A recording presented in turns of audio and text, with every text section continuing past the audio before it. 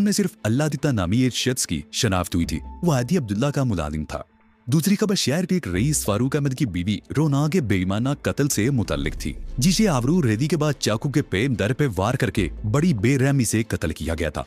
उन 3 बड़ी खबरों के अलावा फ्रंट पेज की सारी खबरें हाजी अब्दुल्ला से मुतल्लिक थी। रविया चाय बनाकर ले आई, शारिक चाय पीते हुए खबरें पढ़ता रहा। उस वक्त वो रोना के कत्ल की खबर पढ़ रहा था। रोना के कत्ल की इतला उसके शोर फारूक अहमद ने पुलिस को दी थी, जिसे बाद में पुलिस ने हिरासत में ले लिया था। फारूक अहमद ने पुलिस को जो बयान दिया था उसके मुताबिक हाजी अब्दुल्ला अपने साथियों के साथ उसकी कोठी पर आ गया और बताया कि वो चंद रोज यहाँ रहेगा। हाजी ने ये धमकी दी कि अगर किसी ने उनकी मौजूदगी के बारे में बताया तो उन दोनों मियाँ बीवी को कत्ल कर देगा। इसी दौरान हाजी अब्दुल्ला अपने 3 कारिंदों को बांध कर लाया था। उसका ख्याल था कि बंद रोड वाले इरवन किरदे की तबाही उनकी गफलत का नतीजा थी। वो पहले इन तीनों पर तैरसाने में तशद्दुद करते रहे कि उन्होंने कत्ल करके लाशें कोठी के अतबी गंदे नाले में फेंक दी। दवीसा रात 8 बजे हाजी उसके साथ उन्हें जबान बंद रखने की धमकी देकर चले गए थे। फारूक भी अपने मुलाजम परिचिरा के साथ किसी काम से चला गया और तकरीबन 1.5 घंटे बाद वापस आया तो कमरे में बेड पर उसकी बीवी रोना की लाश पड़ी थी। एक चाकू 10 से तक उसके सीने में महफूज था। अलमारी खुली हुई थी और सामान सारा बिखरा हुआ था। कातिल मतम रकम इनामी 12 लाख रुपए के जेवरात ले गया था। फारूक ने अपने बयान में यह भी बताया कि कातिल ने बड़े इत्मीनान से अपना मिशन पूरा किया था और अपने खून आलूद कपड़े उतारकर अलमारी में से उसके कपड़े निकाल कर पहन दिया था। उसने कातिल के कपड़े शनाख्त कर लिए थे। उसके कहने के मुताबिक हाजी अब्दुल्ला के एक बॉडीगार्ड इरफान उस रोज यही कपड़े पहने हुए था। फसबार हाजी के हवाले से खबरों से भरा हुआ था। उन तमाम हालातों वाकयात से पुलिस ने जो नतीजा अखज़ किया वो ये था, फारूक अहमद हाजी अब्दुल्ला का एजेंट था और उसने बखुशी हाजी अब्दुल्ला को अपने घर में पनाह दी थी, क्योंकि इसी दौरान वो खुद उसकी बीवी और मुलाजिम परिचरा आबादी से बाहर आते जाते रहे थे। 1-2 मौकों पर तो वो तीनों इकट्ठे घर से बाहर गए थे। अगर हाजी अब्दुल्ला ने कोई धमकी दी होती तो ऐसे मौके से फायदा उठाकर पुलिस को इतला दे सकते थे, लेकिन उन्होंने ऐसा नहीं किया।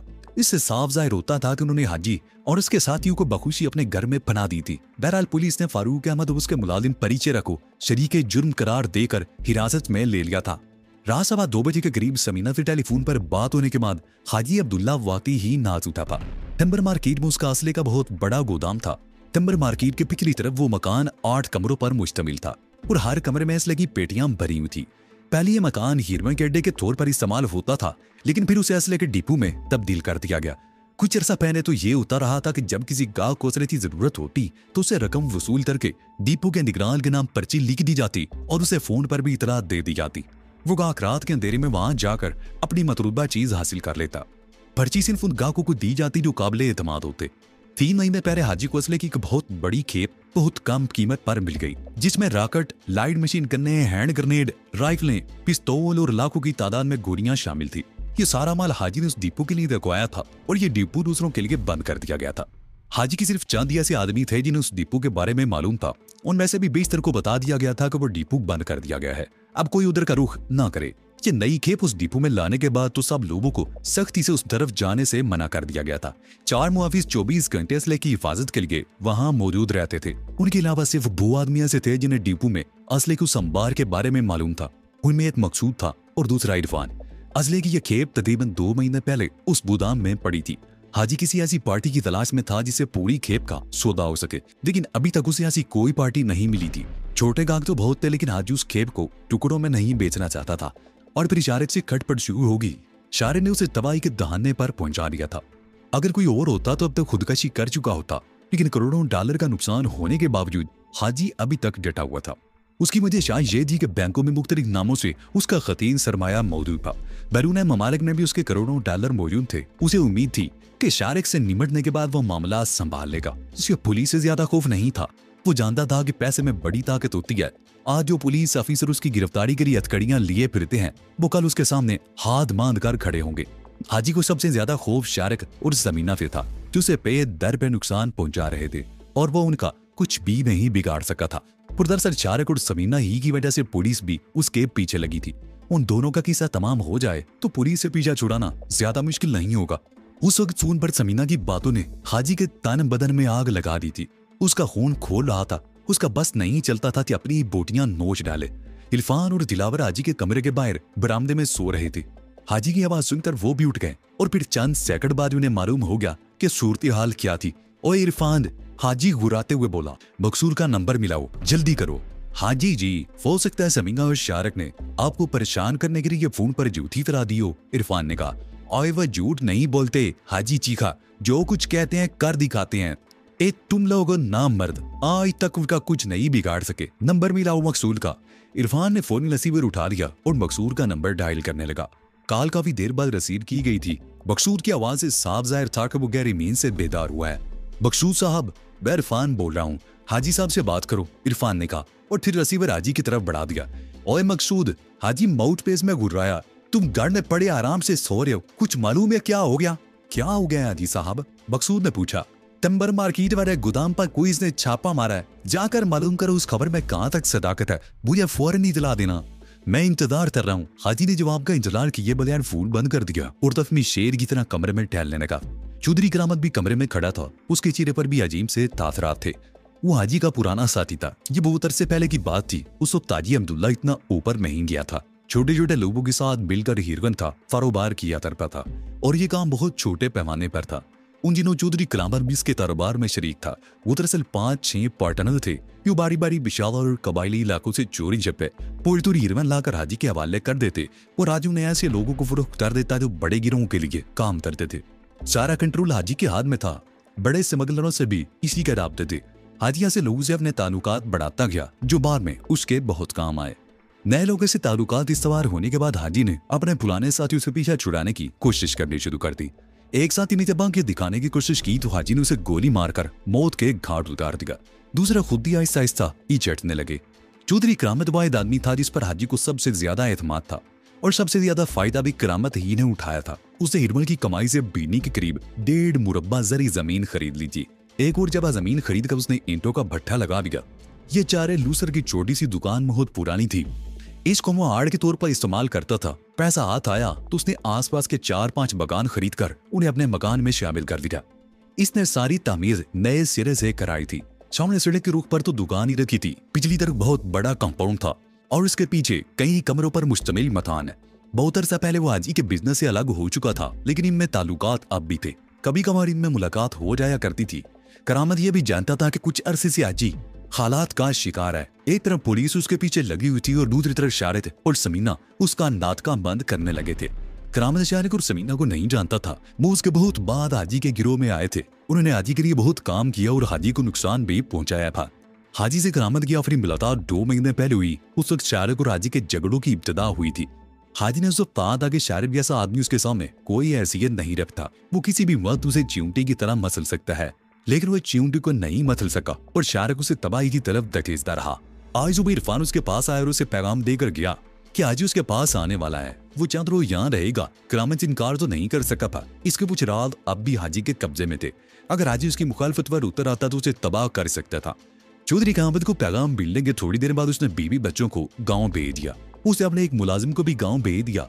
वो मुलाजिम काबिल एतमाद नहीं था, बहुत बड़बोजा था। उसकी मौजूदगी में यह अंदेशा रहता कि वो किसी न किसी को हाजी वगैरह के बारे में बता देता, इसलिए करामत ने उसे गाँव भेज दिया था। सिर्फ एक लड़के को यहाँ रखा था जो हाजी के बारे में कुछ नहीं जानता था। हाजी तज बहुत खुफिया तरीके से यहाँ आया था, लेकिन उसके 8 घंटे बाद शारिद ने हाजी को फोन किया। उसे हैरत भी थी कि शारिद को यहाँ हाजी की मौजूदगी का पता कैसे चला था। और अब रात के पिछले पैर समीना ने फोन करके हाजी को एक और खबर सुनाई थी, जिस पर हाजी भड़क उठा था। चौधरी करामत ने हाजी को अपने घर में पनाह तो दे दी थी, लेकिन अब वो खौफजदा था। उसे अंदेशा था कि अगर शारिद ने पुलिस को हाजी के बारे में बता दिया तो पुलिस यहाँ अल्लाह बोलने में ज्यादा देर नहीं लगाएगी। हाजी तो डूब ही रहा था, लेकिन उसे अपने साथ भी ले डूबेगा। और तुम्हारी जान क्यों निकली जा रही है? हाजी ने उसकी तरफ देखते हुए था। शारिद की दुश्मनी मुझ से है, वो मुझे तबाह करने पर तुला हुआ है, तुम्हें वो कोई नुकसान नहीं पहुंचाएगा। मगर हाजी साहब, अगर उसने पुलिस को यहाँ आपकी मौजूदगी की इतला दे दी तो? चौधरी करामत बोला, ऐसा नहीं होगा। हाजी ने कहा, अच्छा जाओ, तुम चाय बना कर लाओ। तुमने बच्चों को भी यहाँ से भेज दिया है, सारे काम तुम्हें खुद ही करने पड़ेंगे। काम की तो कोई परवाह नहीं हाजी साहब, करामत बोला। अच्छा मैं चाय बना कर लाता हूँ। वो कमरे से निकलकर किचन की तरफ चला गया। 3:30 बजे करीब फोन की घंटी बजी। हाजी ने लपक कर रसीगर उठा लिया। बकसूद की कॉल थी। खबर दुरुस्त है हाजी साहब, बकसूद ने बताया। वो गोदाम पुलिस के कब्जे में है। शैंगरो पुलिस वालों ने उस इलाके को घेरे में ले रखा है। पुलिस को उस गोदाम के बारे में खबर शारिद ने दी थी। सवाल ये पैदा होता है कि उस गोदाम के बारे में शारिद को पता कैसे चला? हाजी ने कहा, शारिद जिस तरह काम कर रहा है उसका अंदाजा आपको हो ही चुका है हाजी साहब। लगता है हमारा कोई बेटा उसकी निगाहों से ओहदे में ही है। बड़े बड़े अड्डे तो वो तबाह कर ही चुका है। अब एक ही अड्डा बचा है जहाँ ईरवान और असले की बड़ी खेप मौजूद है। अगर वो अड्डा भी शारक की नजरों में आ गया तो हम तो मुकम्मल तौर पर तबाह हो जाएंगे। मकसूद ने कहा, अपने सारे आदमी उस अड्डे की हिफाजत पर लगा दो। हाजी ने कहा, अगर उस अड्डे का राज फाश हुआ तो मैं किसी को जिंदा नहीं छोड़ूंगा। और टिम्बर मार्केट वाले अड्डे पर पुलिस के हाथ कौन कौन मारा गया? इक्कू मारा गया है, रहमत बिल्ला और बग्गा पुलिस के हत्थे चढ़ गए हैं और दायर है पुलिस उनसे कुछ मालूम करने की कोशिश करेगी। मकसूद ने बताया, खत्म कर दो उन्हें। हाजी चीखा, जैसे भी वो उन्हें खत्म कर दो। ये मूंगी नहीं हाजी साहब, मकसूद ने जवाब दिया। ये तो मालूम हो चुका है कि वो बुदाम आपका था। पुलिस अब उनसे यही मालूम करने की कोशिश करेगी कि दूसरे अड्डे कहाँ हैं, या आपके बारे में और आपके करीबी साथियों के बारे में मालूम करने की कोशिश करेगी। आपके बारे में वो नहीं बता सकते कि आप कहाँ हैं। मेरे बारे में जानते और मैंने खुद भी अपना ठिकाना बदल लिया है। मैं इस लंडा बाजार वाले मकान में हूँ और वहीं से आपको फोन कर रहा हूँ। और यहाँ भी रिबन रखी हुई है। हाजी बोला, जी हाँ, 10-12 बोरियां हैं, थोड़ा बहुत असला भी है और मेरे ख्याल में ये अड्डा फिलहाल सबसे ज्यादा महफूज है। मकसूद ने जवाब दिया, ठीक है, मैं बाद में तुमसे राब्ता करूंगा। हाजी ने कई तरह फोन बंद कर दिया। चौधरी करामत चाय बनाकर ले आया। चाय पीते हुए भी वो लोग इसी मौजू पर तबादला ख्याल करते रहे कि शारगुफ के बारे में मालूमात कैसे हासिल कर लेता है। तकरीबन 4 बजे के करीब इरफान वगैरह बाहर आकर अपनी चारपाइयों पर लेट गए। हाजी कमरे में कभी बिस्तर पर लेटकर करवटें बदलने लगता और कभी उठकर टहलने लगता। शारक उस पर पे दर पे वार करके उसका बहुत नुकसान कर रहा था और वो अब तक शारक और समीना का सुराग तक नहीं लगा सकता था। शारक उसे संभलने का मौका ही नहीं दे रहा था। किसी जगह पर भी वह 4 दिन से ज्यादा टिक नहीं सका था और उसे हैरत तो इस बात पर थी कि शारक को उसके बारे में पता कैसे चल जाता। जाने कि सिर्फ आधे घंटे बाद उसने फोन कर दिया। उसने ये भी कहा था कि जब गुरु करामत की दुकान के सामने पेजेरू से उतर रहे थे तो वो चंद गज के फासले पर मौजूद था। क्या शारक को मालूम था कि वो यहाँ आने वाला है? उसे ये इतला कैसे मिली होगी? क्या करामत ने बताया होगा? नहीं, हाजी ने यह ख्याल नहीं इनसे झटक दिया। शारिब और करामत एक दूसरे को नहीं जानते थे। करामत तो शारिब के आने से बहुत पहले इस कारोबार से अलग हो चुका था। इरफान और रब नमाद करामत को बताने के लिए आए थे। इरफान बहुत पुराना और काबिल एतमाद आदमी था, उससे ये तवक्को नहीं की जा सकती थी। अलबत्ता रब नवाज पर शुबा किया जा सकता था। वो गिरोह में सबसे निचली सतह पर काम कर रहा था। हाजी को नए ठिकाने की जरूरत पड़ी तो उसके घर आ गया। इस तरह रब नवाज को उसके करीब आने का मौका मिल गया। उसके बारे में हाजी ने अंदाजा लगा लिया था कि वो काम का आदमी साबित हो सकता है, इसलिए उसे अपने साथ रख लिया था। हाजी सोच रहा था कि कहीं ऐसा तो नहीं कि रब नवाज के बारे में उसका अंदाजा गलत निकला हो और रब नवाज उसके खिलाफ जासूसी कर रहा हो। ये सब कुछ सोचते हुए हाजी ने फैसला कर लिया कि अब वो रब नवाज पर निगाह रखेगा। रात गुजर गई, दिन की रोशनी फैल रही थी। हाजी इस वक्त भी कमरे में टहल रहा था। उसकी आंखें सुर्ख थी और दिमाग सुलग रहा था। वो कमरे से बाहर आ गया। बचने की उफ़क़ पर सुर्खी ये बता रही थी कि कुछ देर में दिन तुलू होने वाला है। उसने बरामदे में चारपाइयों पर सोए हुए इरफान और रब नवाज की तरफ देखा और सेन में नीम के दरख्त के नीचे पड़ी हुई कुर्सी पर बैठ गया। सुबह की ठंडी हवाओं से किसी कदर सुकून महसूस करा रही थी। बाहर दुकान की तरफ से आवाजें आ रही थी। करामत दुकान पर था। उसका कारोबार सुबह सवेरे ही शुरू हो जाता था। हाजी को नीम के दरख्त के नीचे बैठे हुए चंद मिनट गुजरे थे कि करामत दुकान की तरफ वाले दरवाजे से अंदर दाखिल हुआ। उसके हाथ में अखबार था। वो हाजी को देखकर उसकी तरफ आ गया। ये अखबार पढ़ो हाजी जी। करामत उसकी तरफ अखबार बढ़ाते हुए बोला, इस वक्त दुकान पर डाकू का रश है, मैं थोड़ी देर में अंदर आऊंगा। करामत वहां भी चला गया। हाजी अखबार देखने लगा। सारा अखबार उस हवाले से खबरों से भरा हुआ था। उसमें गुलबर्ग में नाले के पुल से 3 लाशों की दरियाफ्त और फारूक अहमद की बीवी रोना के कत्ल की भी खबर थी। रोना की कत्ल वाली खबर पढ़ते हुए हाजी के ज़हन में गर्दिश कुछ और तेज हो गई और फारूक अहमद ने उस कत्ल का इल्जाम इरफान पर लगाया था क्योंकि इरफान के खून आलूद कपड़े वहां से मिले थे। हाजी के दिमाग में धमाके हो रहे थे। रात 8 बजे जब वो फारूक की कोठी से रवाना हुए थे, गुलबर्ग नहर वाले चौक पर इरफान पेजेरू से उतर गया था। उसने कहा था कि जरूरी काम है, वो थोड़ी देर बाद करामत के यहाँ पहुंच जाएगा। और जब वो वापस आया था तो उसके जिस्म पर वो लिबास भी नहीं था जो वो पहने हुए था। लेकिन हाजी ने उस वक्त उस पर ज्यादा तवज्जो नहीं दी थी और अब यह खबर पढ़ने के बाद सारी बात हाजी की समझ में आ गई थी। उसके सीने में लावा सा खोलने लगा। उसने चारपाई पर सोए इरफान की तरफ देखा। उसका दिल चाह रहा था कि इरफान का गला गूंज दे, लेकिन वो बड़ी मुश्किल से अपनी इस ख्वाहिश पर काबू पा सका।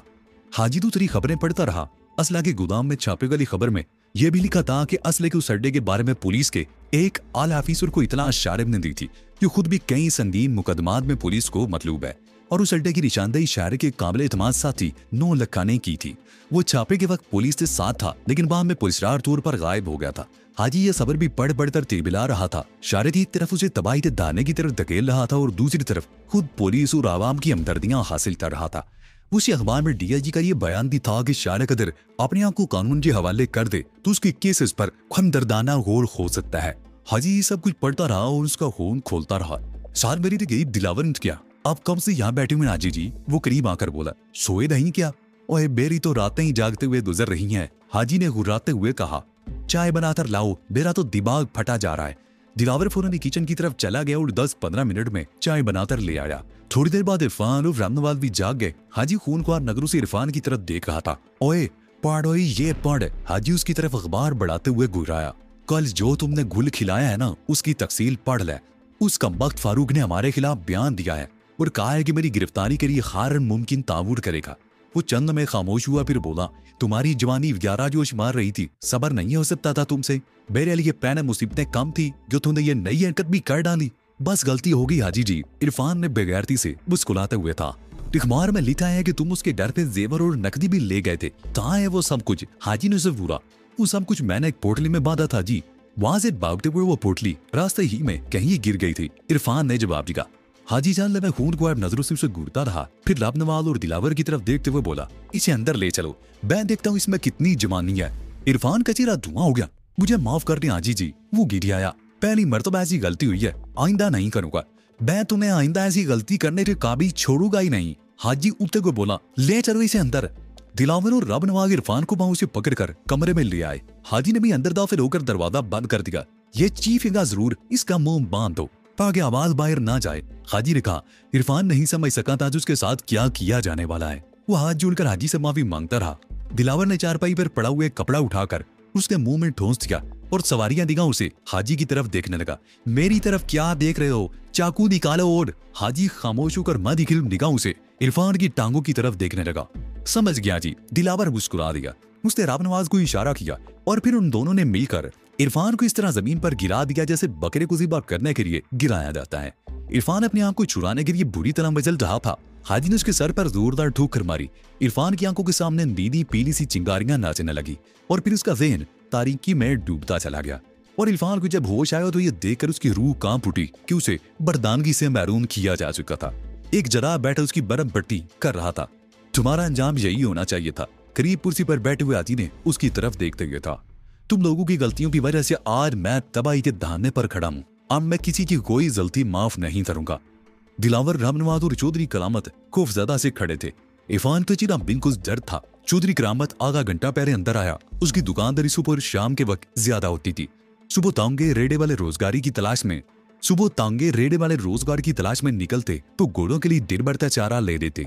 चौधरी करामत जब अंदर आया तो इरफान का काम हो चुका था। हाजी के कहने पर वही कच्ची आबादी से जरा को ले आया था जो इरफान की मरम पट्टी कर रहा था। जब वो मरम पट्टी करके फारिग हुआ तो हाजी ने 500 का नोट उसकी तरफ बढ़ाते हुए कहा, अपनी जबान बंद रखना। अगर तुमने किसी चीज का जिक्र किया तो तुम्हारा भी यही हाल होगा और रोजाना अगर इसकी मरम पट्टी कर जाया करो। मेरी जबान बंद रहेगी जनाब, आप फिक्र ना करें। जरा ने 500 का नोट जेब में डालते हुए कहा और अपनी चीजें समेट कर चला गया। उस दिन 2 बजे के करीब जब सब लोग सो रहे थे तो इरफान अपनी चारपाई से उठा और नंगे पैरों दबे कदमों चलता हुआ कंपाउंड वाल के करीब पहुंच गया। चन्ने उसे खासी तकलीफ हो रही थी लेकिन वो दांत बींचे उस तकलीफ को बर्दाश्त करता रहा। इरफान के दिल की धड़कन खतरनाक हद पर तेज थी। वो सोच रहा था कि अगर किसी की आंख खुल गई तो वो पकड़ा जाएगा और जिंदा नहीं बचेगा। दीवार 5 फुट से ज्यादा ऊंची नहीं थी। आम हालात में वो एक सेकंड में दीवार पर चढ़ सकता था, लेकिन तकलीफ की वजह से उसे दीवार पर चढ़ने और दूसरी तरफ उतरने में खासी दुश्वारी पेश आई थी। वो झड़खड़ाता हुआ गली से निकलकर सड़क पर आ गया और रुककर इधर उधर देखने लगा और फिर दाईं तरफ एक रिक्शा स्टार्ट होने की आवाज सुनकर वो चौंक गया। रिक्शा स्टार्ट होकर हल्की रफ्तार से इसी तरफ आ रहा था। इरफान ने सड़क के बीच में आदर उसे रुकने का इशारा किया। रिक्शा रुक गया। इरफान पिछली सीट पर तकरीबन गिर गया। कहाँ जाना है बाबूजी? रिक्शा ड्राइवर ने पीछे मुड़े बगैर पूछा। थाने, मुझे थाने ले चलो, इरफान ने कराते हुए जवाब दिया। रिक्शा ड्राइवर चौंक गया। उसने कुछ आगे जाकर रिक्शे को बाईं तरफ एक गली में मोड़ दिया। गली में तो सुनसान पड़ी थी। रिक्शा मुख्तलिफ गलियों से होता हुआ नहर के करीबी मेन रोड पर निकल आया।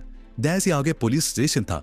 रिक्शा पुलिस स्टेशन के सामने रुकने की बजाय सीधा आगे बढ़ गया तो इरफान सीधा होकर बैठने की कोशिश करते हुए बोला, थाना पीछे रह गया, तुम कहाँ जा रहे हो? थाने से ज्यादा महफूज जगह पर, रिक्शा ड्राइवर ने जवाब दिया। क्या मतलब, कौन हो तुम? इरफान चौंक गया। तुम्हारा दोस्त, ड्राइवर ने जवाब दिया।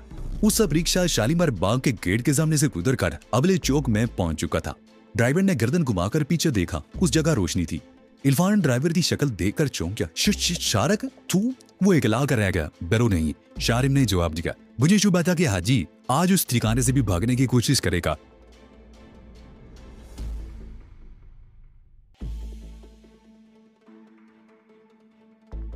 तो ये थी आज की स्टोरी। आपको ये वीडियो कैसी लगी कमेंट में बताएं और हमारा चैनल सब्सक्राइब कर दे, साथ ही बेल आइकन भी दबा दें।